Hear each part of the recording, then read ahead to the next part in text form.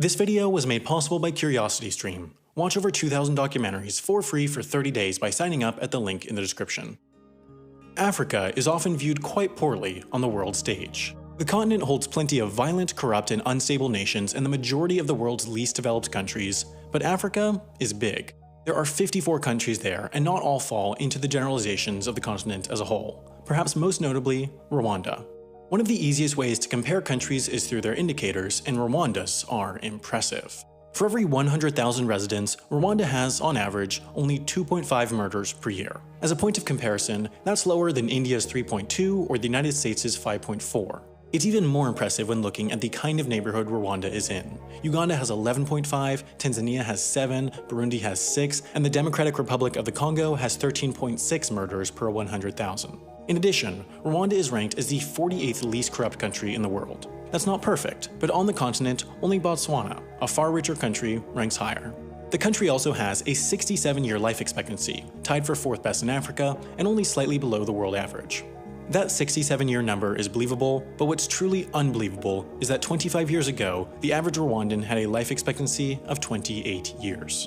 25 years ago, Rwanda was in the midst of one of the most horrific genocides in history. In only 100 days, 800,000 Rwandans were murdered in the midst of this ethnic conflict. The group primarily targeted, the Tutsi, saw the loss of about 75% of its population. With time, though, the country emerged from the other end, peace prevailed, and its indicators began their steady climb upwards to where they are today. It is now the 15th fastest growing economy in the world, as its government has set out a clearly defined mission. They want to become the Singapore of Africa. To understand what this means, though, you have to understand what Singapore is. It's easy to forget that East Asia was not the highly developed, economically powerful place it is today 100 years ago. Many refer to the 1800s as Britain's century, the 1900s as America's century, and the 2000s as Asia's century. It's thought that we are currently in the century where Asia will prevail, and one of the countries driving that is Singapore. Singapore sits at the top of all the indicators, not just for Asia, but the world. It's the 8th safest, 3rd richest, 3rd least corrupt, 3rd longest living country in the world. 60 years ago, in the 1960s, Singapore's economy had a size of about $700 million. Today, that number is $320 billion. In the last 10 years alone, its GDP has doubled. It went from a definitively 3rd world country to a definitively 1st world country in less than a lifetime. The country is intensely focused on being the business hub for Asia. Of the world's 20 largest companies, 15 have operations in Singapore. It's tough to look at the results of Singapore's economic development without being impressed. They have done the nearly impossible. Some of the ways Singapore has achieved this growth, though, has met some criticism. The way Singapore is run politically has been described as paternalistic. It's not quite authoritarian, but some freedoms are lacking. One of the few indicators that Singapore does not rank at the top of is the Democracy Index. It scores a 6.4 out of 10, which ranks it at 66th in the world and categorizes it as a flawed democracy. The elements of this paternalism range from small things like the country's ban on chewing gum for cleanliness purposes to big things like the limitations on freedom of speech, assembly, and the press. To this, proponents would say, look at the results. The country has succeeded economically based off the trade that seemingly more and more countries are embracing. Liberty for prosperity. Rwanda has been paying attention. Paul Kagame, its president, declared that mission to turn the country into the Singapore of Africa. And in many ways, it's already well on its way. Arguing that Rwanda is authoritarian is easy. On the same democracy indicator where Singapore is categorized as a flawed democracy, Rwanda earns a score of 3.4 out of 10 and the categorization of authoritarian. Paul Kagame was first elected in 2003, then again in 2010, then again in 2017 with 98.8% of the vote. The US Department of State, though, described that third election as having some, quote, irregularities. That also came after a constitutional amendment lifting term limits to let Kagame take power again. He is clearly well-liked and impressive. He began his career in the military, played a part in toppling the oppressive governments of Uganda, Rwanda, and the DRC, and has been described as, quote, perhaps the most successful general alive. He is by all accounts a military genius, and since his fighting days, he has risen Rwanda from chaos into peace and prosperity, but as a political leader, he himself is still oppressive. Just like Singapore, there are severe limitations on the freedom of speech, assembly, and the press. There are even accusations of Kagame supporting or arranging the assassination of his political opponents. Looking at the ends, though, there are clearly more parallels with Singapore. Singapore's success as a business hub can be attributed to three factors: geographic centrality, political stability, and ease of doing business. As part of Kagame's mission, Rwanda is working to improve these same three factors. For the first factor, Singapore sits as a central point in the world. Within an 8-hour flight, one can get to the major business hubs of the Middle East and the UAE and Qatar, all of India, all of East Asia's major business hubs, and all of Australia. Meanwhile, Rwanda sits only 600 miles or 950 kilometers from the geographic center of Africa. It is about as central as you can get on the enormous continent. For both countries, though, geographic centrality means nothing unless you can actually get to them. One of Singapore's largest companies is Singapore Airlines, often considered one of the best, if not the best, airline in the world. Thanks to this airline, one can get from Singapore to 5 different continents in a matter of hours. It's easy to underestimate the importance of having a globally competitive airline to establish a city as a business hub. It's safe to say that other business hubs, such as Dubai and Doha, would not be as influential as they are today without their airlines. Rwanda has clearly noticed this. Their national airline, Rwandair, which is government-owned, has grown from a tiny operation with a few regional jets to a significant intercontinental airline operating brand new planes. They now fly all around Africa, to Dubai, Brussels, and London, and have even announced plans to start one-stop service to both Guangzhou, China, and New York.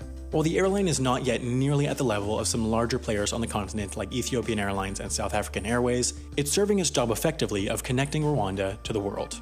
The second factor to Singapore's economic success is political stability. The World Bank rates countries in terms of political stability and absence of violence and terrorism, and for this, Singapore, unsurprisingly, comes up in the 99th percentile, better than almost any country in the world. This is a big reason why a CEO might choose to set up their Asian hub in Singapore over Hong Kong, for example, which only scores in the 75th percentile for political stability and is trending downwards. They want to operate in a place that they know won't change quickly on a political level since there are inherent costs involved with a changing external environment. Rwanda sits at the 48th percentile for this political stability indicator, well in the middle of the pack. This isn't phenomenal, but compared to the sub-Saharan average of 31, it's doing alright. It's a contentious issue whether elements of authoritarianism promote or impede political stability. In Rwanda's case, with so few years under the current form of government, it's tough to know if the country really is stable or not. Rwanda is now, by many accounts, a police state. There are random checkpoints all around the country and strict security at most buildings in Kigali, the capital. Kigali is now one of the cleanest cities in Africa, let alone the world, partially due to a ban on single-use plastics and plastic bags, but also because all able-bodied members of the population are required to participate in a community cleaning day on the last Saturday of each month. According to one report, there's even widespread unlawful detention of what are described as undesirables on the streets. The test of whether this country is truly stable or rather in a state of temporary fear-based obedience might not have yet come. Rwanda has not experienced a transition of power since 2000, and nobody really knows whether the country can continue on the right path after Kagame leaves. He himself even said that if he had not groomed a successor by 2017, quote, "It means that I have not created capacity for a post-me Rwanda. I see this as a personal failure." It's now well past 2017, and Kagame is still in power with no signs of leaving. Regardless of the reasons, though, for Rwanda's current political stability, it's sure that businesses like it. It's one of the top factors to look at when deciding which countries to operate in. The third factor that led to Singapore's business success, ease of doing business, is perhaps the most important one, and it's also the one at which Rwanda most excels. This is a broad factor, but it's one that the World Bank tracks with a well-known indicator, the Ease of Doing Business Index. This looks at 10 factors: ease of starting a business, dealing with construction permits, getting electricity, registering property, getting credit, protecting minority investors, paying taxes, trading across borders, enforcing contracts, and resolving insolvency. Singapore ranks at number 2 in the world behind New Zealand and is followed up by Denmark, Hong Kong, and South Korea. Rwanda, meanwhile, scores as the 29th. This is an impressive score by itself, but it is incredibly impressive when considering how the rest of the continent ranks up. Rwanda is by far the highest ranked among mainland African nations. The nearest trailing African nation is Morocco at number 60, and plenty of highly developed countries like the Netherlands, Switzerland, and Japan rank lower than Rwanda. To achieve this, Rwanda has made plenty of economic and legislative reforms to foster the business-friendly environment. They've also been focusing on building both soft and hard infrastructure. The government, in collaboration with private investors, built an enormous $300 million convention center along with a 5-star Radisson Blu hotel to attract the convention market, in addition to less flashy infrastructure projects building roads and airports. Overall, Rwanda is on the hunt for international investment in the country, and so far, that's paid off.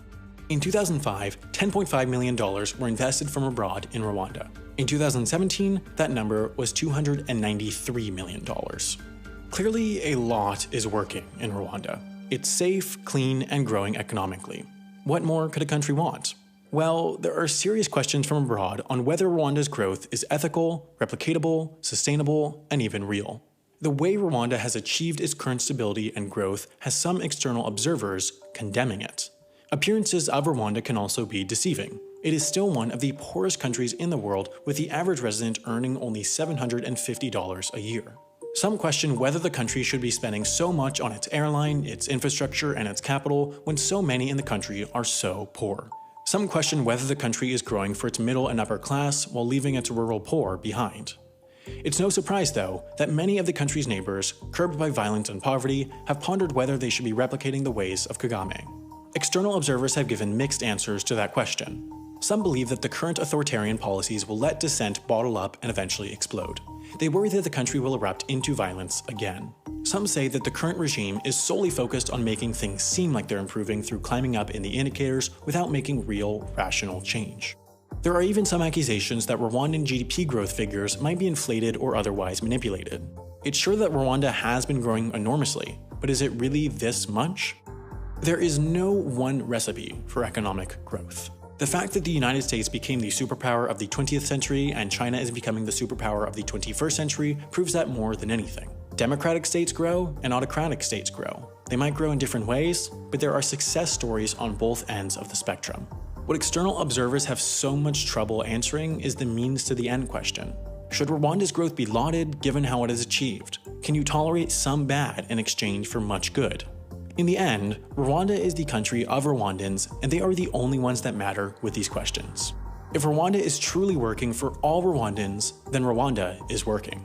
There are a lot of ifs, but if Rwandan growth is sustainable, and if Rwandan politics are stable, and if Rwanda's investments pay off, and if businesses pay attention to Rwanda, there's a very good chance that the country is well on its way to becoming the Singapore of Africa. If you're interested in learning more about Singapore, there's a fascinating documentary on CuriosityStream about how the country is dealing with the problem of having a huge, growing, and aging population in its tiny borders. It's a great watch and one of more than 2,000 documentaries that you can watch on CuriosityStream. With them, you can watch these docs on almost every platform: Roku, Android, iOS, Chromecast, Apple TV, desktop, and plenty more. If you like Wendover Productions, you're almost certain to be a lover of documentaries. Unlimited access is a reasonable $2.99 per month, but what's best is that you can get started watching on CuriosityStream for free for 30 days by signing up at curiositystream.com/Wendover and using the code Wendover at checkout.